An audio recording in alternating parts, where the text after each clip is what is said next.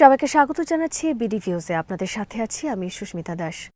অধিকৃত পূর্ব জেরুজালেমে অবস্থিত আল-আকসা মসজিদকে কেন্দ্র করে নতুন করে উত্তেজনা তৈরি হয়েছে। আসন্ন পবিত্র রমজান মাসে মুসল্লিদের প্রবেশে কঠোর বিধিনিষেধ আরোপের পরিকল্পনা নিয়েছে ইসরায়েলি কর্তৃপক্ষ। এমন অভিযোগ তুলেছেন জেরুজালেমের সাবেক গ্র্যান্ড মুফতি ও সুপ্রিম ইসলামিক কাউন্সিলের প্রধান শেখ ইকরিমা সাবরি। তুর্কি বার্তা সংস্থা আনাদুলুকে দেওয়া সাক্ষাৎকারে তিনি গভীর উদ্বেগ প্রকাশ করে বলেছেন, এবারের রমজানকে সামনে রেখে ইসরায়েলের প্রশাসনিক ও নিরাপত্তা সিদ্ধান্তগুলো স্পষ্টতই আল-আকসাকে ঘিরে একটি নতুন বাস্তবতা চাপিয়ে দেওয়ার প্রচেষ্টার অংশ। তার ভাষ্য অনুযায়ী মুসলমানরা ঐতিহ্যগতভাবে শাবান মাসের শেষ প্রান্তে মহানবী হজরত মোহাম্মদ সাল্লাল্লাহু আলাইহি ওয়াসাল্লামের সুন্নাহ অনুসরণ করে রমজানকে স্বাগত জানান আশাবাদ ও আধ্যাত্মিক প্রস্তুতির মধ্য দিয়ে। কিন্তু জেরুজালেমের প্রেক্ষাপটে সেই আনন্দ ও প্রত্যাশার জায়গায় এবার নেমে এসেছে অনিশ্চয়তা ও শঙ্কা। আরও বিস্তারিত থাকছে ওয়াহিদ ফারুকির প্রতিবেদনে।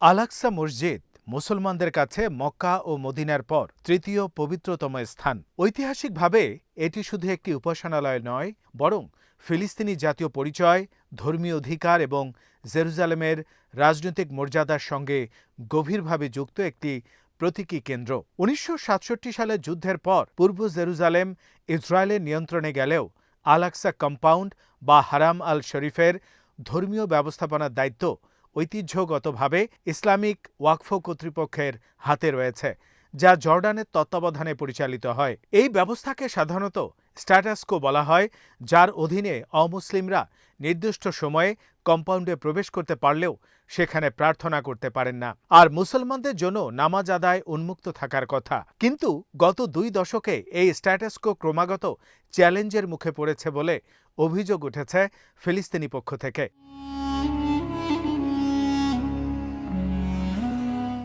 শেখ ইকরিমা সাবরি অভিযোগ করেন, ইতিমধ্যে ডজনখানেক তরুণকে আল-আকসায় প্রবেশে নিষেধাজ্ঞা দেওয়া হয়েছে এবং ঘোষণা এসেছে যে অধিকৃত পশ্চিম তীর থেকে আগত মুসল্লিদের জন্য রমজানে কোনো শিথিলতা হবে না। সাধারণত রমজান মাসে পশ্চিম তীর থেকে কয়েক লাখ ফিলিস্তিনি জেরুজালেমে এসে আল-আকসায় তারাবি ও জুম্মার নামাজ আদায় করেন।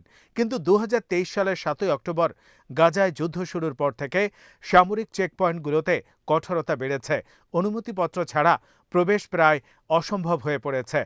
ফিলিস্তিনিদের অভিযোগ, ইসরায়েলি সেনাবাহিনীর অনুমতিপত্র পাওয়া অত্যন্ত কঠিন এবং অধিকাংশ আবেদনই প্রত্যাখ্যাত হয়। ফলে ধর্মীয় স্বাধীনতা কার্যত প্রশাসনিক ফিল্টারের মধ্যে আটকে যাচ্ছে।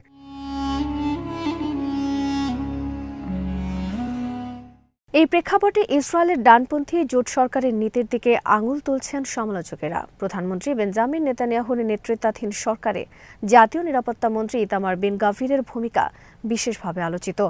আল-আকসা ইস্যুতে তার অবস্থান বহুবার বিতর্ক সৃষ্টি করেছে। চলতি বছরের জানুয়ারির প্রথম সপ্তাহে অধিকৃত পূর্ব জেরুজালেমে নতুন পুলিশ কমান্ডার হিসেবে মেজর জেনারেল আবশালোম পেলোদের নিয়োগকে অনেকে এই নীতির ধারাবাহিকতা হিসেবে দেখছেন। ইসরায়েলি দৈনিক হারেটস মন্তব্য করেছিল, বেন গাভির যেন ইচ্ছাকৃতভাবে পরিস্থিতিকে আরও উত্তপ্ত করে তুলছেন। ফিলিস্তিনি নেতৃত্বের অভিযোগ, প্রশাসনিক ও নিরাপত্তা নিয়ন্ত্রণকে ব্যবহার করে ধীরে ধীরে আল-আকসার নতুন বাস্তবতা প্রতিষ্ঠার চেষ্টা চলছে।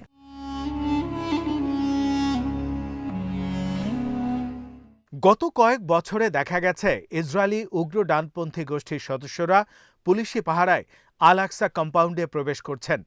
ইসলামী ওয়াকফ বিভাগ বহুবার এই প্রবেশ বন্ধের দাবি তুললেও স্থানীয় পুলিশ একতরফাভাবে সেসব প্রবেশের অনুমতি দিয়ে আসছে বলে অভিযোগ রয়েছে। ২০০৩ সাল থেকে এই প্রবণতা নিয়মিত হয়েছে। ফিলিস্তিনিদের আশঙ্কা, একসময় যা ছিল সীমিত ও প্রতীকী উপস্থিতি, তা এখন প্রকাশ্য ধর্মীয় আচার অনুষ্ঠানের দাবিতে রূপ নিয়েছে। শেখ সাবরির বক্তব্য অনুযায়ী আগে যে দাবিগুলো গোপনে উত্থাপিত হতো, যেমন প্রকাশ্যে প্রার্থনা, ধর্মীয় শিঙ্গা বাজানো, এমনকি মসজিদ প্রাঙ্গণে সিজদা, এখন তা প্রকাশ্য রাজনৈতিক কর্মসূচিতে পরিণত হয়েছে। তার মতে এটি কেবল নিরাপত্তা ইস্যু নয়, বরং সার্বভৌমত্বের প্রশ্ন।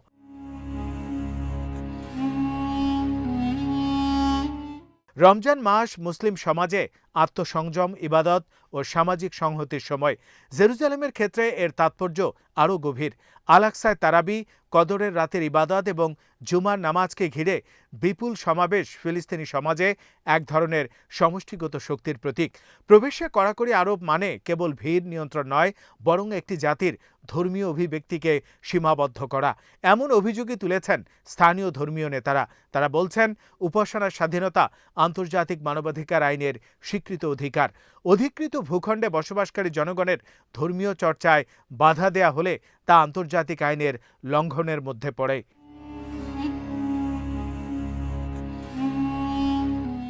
অন্যদিকে ইসরায়েলি নিরাপত্তা প্রতিষ্ঠানের যুক্তি সাধারণত ভিন্ন। তারা দাবি করে, সাম্প্রতিক বছরগুলোতে আল-আকসা কম্পাউন্ডকে ঘিরে সহিংসতা, পাথর নিক্ষেপ এবং সংঘর্ষের ঘটনা বেড়েছে। রমজানকালে বিপুল জনসমাগম নিরাপত্তা ঝুঁকি বাড়ায়, বিশেষ করে যখন পশ্চিম তীর ও গাজা পরিস্থিতি উত্তপ্ত থাকে। তাই প্রবেশ নিয়ন্ত্রণ করা জননিরাপত্তার অংশ, এমনটাই তাদের বক্তব্য। তবে সমালোচকেরা পাল্টা প্রশ্ন তুলছেন, নিরাপত্তা ব্যবস্থার নামে যদি একটি নির্দিষ্ট জনগোষ্ঠীর ধর্মীয় অধিকারে সামগ্রিকভাবে হস্তক্ষেপ করা হয়, তাহলে তা অনুপাতহীন ও বৈষম্যমূলক হয়ে ওঠে নাকি।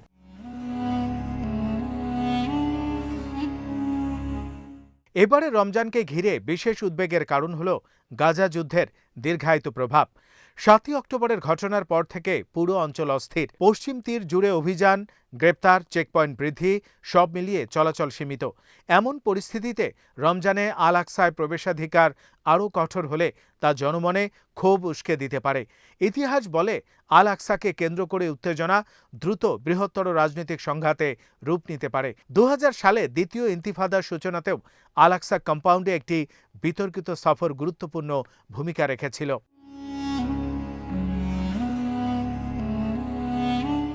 শেখ সাবরি আরও অভিযোগ করেন, আল-আকসা ইস্যুতে সীমাবদ্ধ না থেকে ইসরায়েলি কর্তৃপক্ষ পূর্ব জেরুজালেমে ফিলিস্তিনি পাড়াগুলোতে ঘরবাড়ি ভাঙার নীতিও জোরদার করছে, বিশেষ করে মসজিদ সংলগ্ন এলাকাগুলোতে। তার ভাষায় এটি একটি বর্ণবাদী, অন্যায্য ও অমানবিক নীতি, যার শেকড় ব্রিটিশ ঔপনিবেশিক আমলের নীতিতে নিহিত। ঘরবাড়ি ভাঙার পেছনে ইসরায়েলের যুক্তি সাধারণত অনুমতিহীন নির্মাণ, কিন্তু ফিলিস্তিনিদের অভিযোগ, নির্মাণের অনুমতি পাওয়া প্রায় অসম্ভব হওয়ায় তারা বাধ্য হয়ে অনুমতি ছাড়াই নির্মাণ করেন। পরে সেটি ভাঙার অজুহাত হয়। এর ফলে জনসংখ্যাগত ভারসাম্য বদলে দেওয়ার চেষ্টা চলছে বলে শঙ্কা প্রকাশ করেন অনেকে।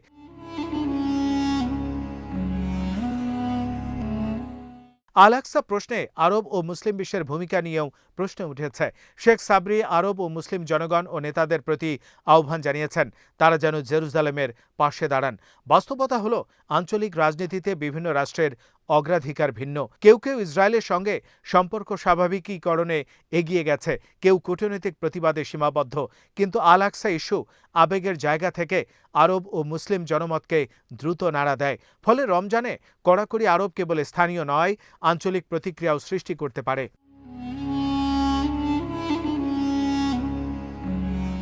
স্ট্যাটাস কো পরিবর্তনের আশঙ্কা ফিলিস্তিনি সমাজে গভীর। তারা মনে করে, ধাপে ধাপে প্রশাসনিক নিয়ন্ত্রণ বাড়িয়ে ওয়াকফের কর্তৃত্ব খর্ব করা হচ্ছে।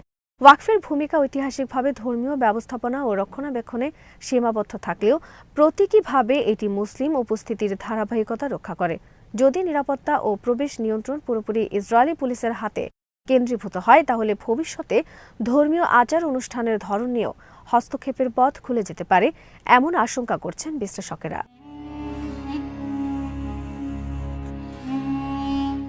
তবে পরিস্থিতির আরেকটি দিকও আছে।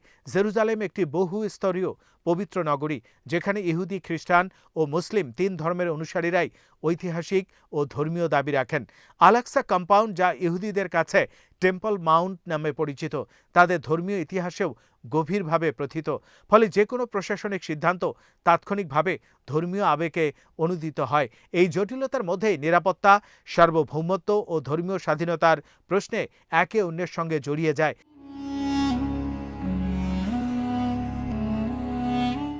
রমজান সামনে রেখে যদি প্রবেশে ব্যাপক বিধিনিষেধ আরোপ করা হয় তাহলে মাঠ পর্যায়ে কী প্রভাব ফেলবে সেটি এখন বড় প্রশ্ন। একদিকে মুসল্লির সংখ্যা কমে গেলে তাৎক্ষণিক সংঘর্ষের ঝুঁকি কমতে পারে বলে ইসরায়েলি নিরাপত্তা মহল মনে করতে পারে। অন্যদিকে ধর্মীয় অধিকার খর্বের অনুভূতি দীর্ঘমেয়াদে ক্ষোভ জমিয়ে রাখতে পারে, যা হঠাৎ বিস্ফোরিত হওয়ার ঝুঁকি বহন করে। বিশেষ করে তরুণ প্রজন্মের উপর নিষেধাজ্ঞা আরোপ তাদের বিচ্ছিন্নতা এবং হতাশা বাড়াতে পারে।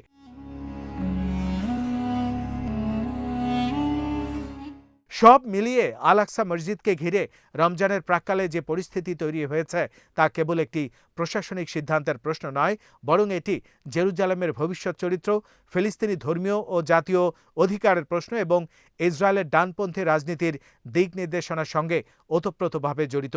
শেখ একরিমা সাবরির বক্তব্য সেই বৃহত্তর উদ্বেগের প্রতিফলন, যেখানে ধর্মীয় স্বাধীনতা, ঐতিহাসিক স্ট্যাটাসকো এবং সার্বভৌমত্বের প্রতিযোগী দাবি একই সঙ্গে সক্রিয়। রমজান যতই ঘনিয়ে আসছে ততই স্পষ্ট হচ্ছে যে আল আকসা আবারও আঞ্চলিক রাজনীতির কেন্দ্রবিন্দুতে উঠে এসেছে এবং সেখানে নেয়া প্রতিটি সিদ্ধান্ত শুধু জেরুজালেম নয়, সমগ্র মধ্যপ্রাচ্যের স্থিতিশীলতার উপর প্রভাব ফেলতে পারে।